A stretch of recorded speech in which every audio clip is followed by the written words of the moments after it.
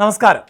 തമിഴ്നാടിന് മാത്രമല്ല രാജ്യത്തെ ഒന്നാകെ ദുഃഖത്തിൽ ആഴ്ത്തിയ അപകടമായിരുന്നു കഴിഞ്ഞ ദിവസം കരൂരിൽ ഉണ്ടായത്. ആൾക്കൂട്ട അപകടം ഉണ്ടായത് തമിഴ് നടൻ വിജയുടെ നേതൃത്വത്തിലുള്ള TVKയുടെ പാർട്ടി പരിപാടിക്ക് ഇടെ ആയിരുന്നു. വലിയ വിമർശനം ആണ് വിജയുടെ രാഷ്ട്രീയ പാർട്ടിക്കും വിജയ്ക്കും നേരെ ഉയർന്നു വരുന്നത്. പ്രത്യേകിച്ച് വിജയ്ക്ക് എതിരെ ആണ് FIRൽ പരാമർശങ്ങൾ ഉള്ളത്. ഈ അപകടത്തിന് കാരണം കൃത്യമായ സംഘാടനം ഇല്ലാതെ പോയി എന്നത് മാത്രവുമല്ല, വിജയ്ക്കും ഈ അപകടത്തിൽ വലിയ പങ്കുണ്ട് എന്ന ആരോപണം ആണ് നിലനിൽക്കുന്നത്. വിജയ് നിശ്ചയിച്ച സമയത്തേക്കാൾ മണിക്കൂറുകൾ വൈകിയാണ് ഈ സമ്മേളന സ്ഥലത്തേക്ക് എത്തിയത്. 10,000 പേർക്കായിരുന്നു സമ്മേളനത്തിൽ പങ്കെടുക്കാൻ അനുമതി നൽകിയത്. അവിടെ 27,000-ലധികം ആളുകൾ ആണ് എത്തിയത്. കൂടുതൽ ആളുകളെ എത്തുന്നതുവരെ കാത്തിരിക്കുകയായിരുന്നു വിജയ്. ഒപ്പം റോഡിലേക്ക് ഇറങ്ങരുത് എന്ന നിർദ്ദേശം ഉൾപ്പെടെ നൽകിയിരുന്നു. അതെല്ലാം ലംഘിച്ചുകൊണ്ടാണ് വിജയ് ഈ പരിപാടി നടത്തിയത് എന്നുള്ളതാണ് FIRലെ വിമർശനങ്ങൾ. ഈ റിപ്പോർട്ട് പുറത്തു വന്നുവെങ്കിലും വിജയ്ക്ക് എന്താണ് പറയാനുള്ളത് എന്നതായിരുന്നു എല്ലാവരും കാത്തിരുന്നത്. കഴിഞ്ഞ ദിവസം വിജയ് വീഡിയോ സന്ദേശത്തിലൂടെ കാര്യങ്ങൾ വ്യക്തമാക്കുകയുണ്ടായി. ഒരു തരത്തിൽ പറഞ്ഞാൽ സിനിമാ സ്റ്റൈലിൽ ഉള്ള പ്രതികരണം ആയിരുന്നു വിജയുടേത്. ആരാധകരെ തൃപ്തിപ്പെടുത്തുന്ന മട്ടിൽ ഉള്ള പ്രതികരണങ്ങൾ. അതിനപ്പുറത്ത് ഈ ദുരന്തത്തിൻ്റെ ഉത്തരവാദിത്വം ഏറ്റെടുക്കാൻ വിജയ് തയ്യാറായില്ല.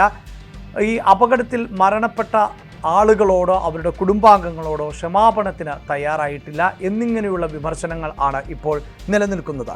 ഈ വിമർശനങ്ങൾ പ്രധാനപ്പെട്ടതായി മാറുന്നത് ഈ അപകടം ഉണ്ടായതിനു ശേഷം DMK, അതായത് തമിഴ്നാട്ടിൽ അധികാരത്തിന് നേതൃത്വം നൽകുന്ന DMK ഒപ്പം മറ്റ് രാഷ്ട്രീയ പാർട്ടികളൊന്നും തന്നെ വലിയ വിമർശനം വിജയ്ക്ക് നേരെയോ TVKയ്ക്ക് നേരെയോ ഉന്നയിച്ചിരുന്നില്ല എന്നുള്ളതാണ്. അതേസമയം TVK ആകട്ടെ ഈ ദുരന്തത്തിന് പിന്നിൽ ഗൂഢാലോചനയുണ്ട്, അത് സർക്കാർ സ്പോൺസേഡ് ദുരന്തം എന്ന മട്ടിലാണ് അവതരിപ്പിച്ചത്.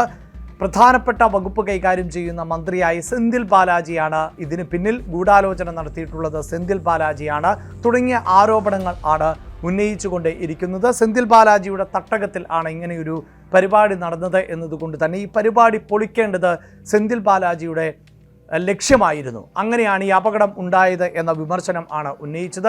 അപ്പോഴും തമിഴ്നാട് സർക്കാരും DMKയും ഒക്കെ വലിയ പ്രതികരണത്തിന് തയ്യാറായില്ല. പക്ഷേ ഇനി അങ്ങനെ ആയിരിക്കില്ല സാഹചര്യം എന്ന് വേണം നമുക്ക് അനുമാനിക്കാൻ. പ്രത്യേകിച്ച് വിജയ് ഈ വിഷയത്തിൽ പ്രതികരിക്കുമ്പോൾ പോലും സർക്കാരിനെ ആണ് കുറ്റപ്പെടുത്തുന്നത്. തങ്ങളുടെ ഭാഗത്ത് നിന്ന്, പാർട്ടിയുടെ ഭാഗത്ത് നിന്ന് എന്തെങ്കിലും വീഴ്ച സംഭവിച്ചതായി വിജയ് സമ്മതിക്കുന്നില്ല.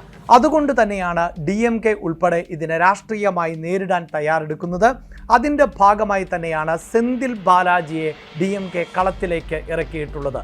അതായത് വിജയ് ആക്ഷേപം ഉന്നയിക്കുന്ന സെന്തിൽ ബാലാജി കഴിഞ്ഞ ദിവസം രാത്രി തന്നെ ദുരന്ത ബാധിതരുടെ വസതികൾ സന്ദർശിച്ചു എന്നുള്ളതാണ്.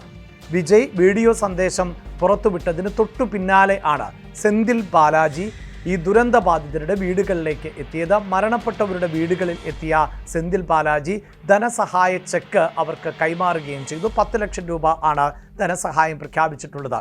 ഇതിനു പുറമെ പരിക്കേറ്റവരുടെ കുടുംബാംഗങ്ങളെയും സന്ദർശിക്കാൻ സെന്തിൽ ബാലാജി തയ്യാറായി. അവർക്ക് 1 ലക്ഷം രൂപയുടെ ധനസഹായം ആണ് നൽകിയിട്ടുള്ളത്. ഇതിൽ നിന്നും ഒരു കാര്യം വ്യക്തമാണ്, DMK തീർച്ചയായും TVKയുടെ ആരോപണങ്ങളെ, അതോടൊപ്പം തന്നെ വിജയുടെ ആരോപണങ്ങളെ രാഷ്ട്രീയമായി തന്നെയാണ് നേരിടാൻ പോകുന്നത്.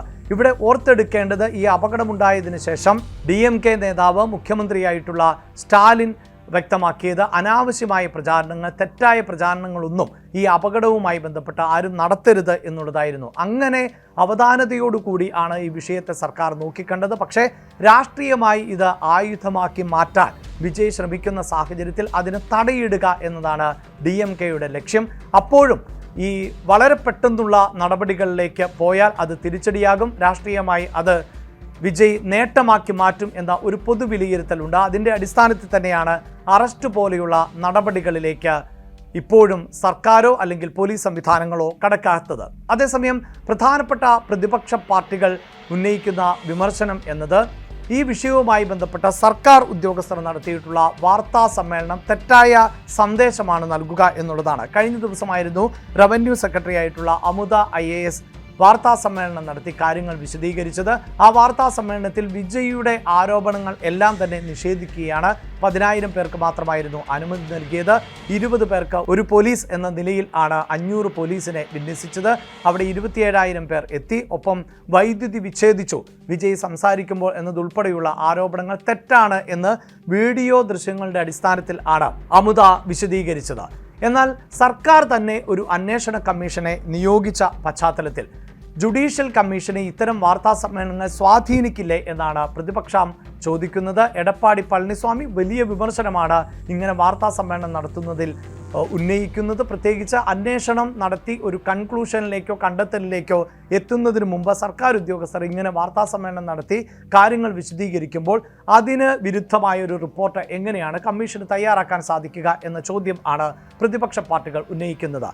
BJP ആകട്ടെ ഈ വിഷയത്തെ നോക്കിക്കാണുന്നത് മറ്റൊരു തരത്തിൽ ആണ്. BJPക്ക് എങ്ങനെയും തമിഴ്നാട്ടിൽ വേരുറപ്പിക്കേണ്ട സാഹചര്യമുണ്ട്. പല സഖ്യങ്ങൾ അവർ തേടി എങ്കിലും അതൊന്നും വിജയിക്കാത്ത പശ്ചാത്തലമുണ്ട്.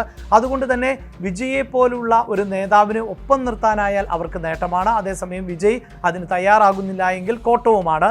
ഒപ്പം DMK സർക്കാരിനെ വിമർശിക്കാൻ ലഭിക്കുന്ന അവസരവും ആണ് BJPയെ സംബന്ധിച്ചിടത്തോളം. അതുകൊണ്ട് തന്നെ BJP ഈ വിഷയത്തെ നോക്കിക്കാണുന്നത് വേറൊരു തലത്തിൽ നിന്നുകൊണ്ടാണ്. BJPയുടെ നേതൃത്വത്തിലുള്ള പ്രത്യേക സംഘം ഈ അപകട സ്ഥലം സന്ദർശിക്കുകയുണ്ടായി.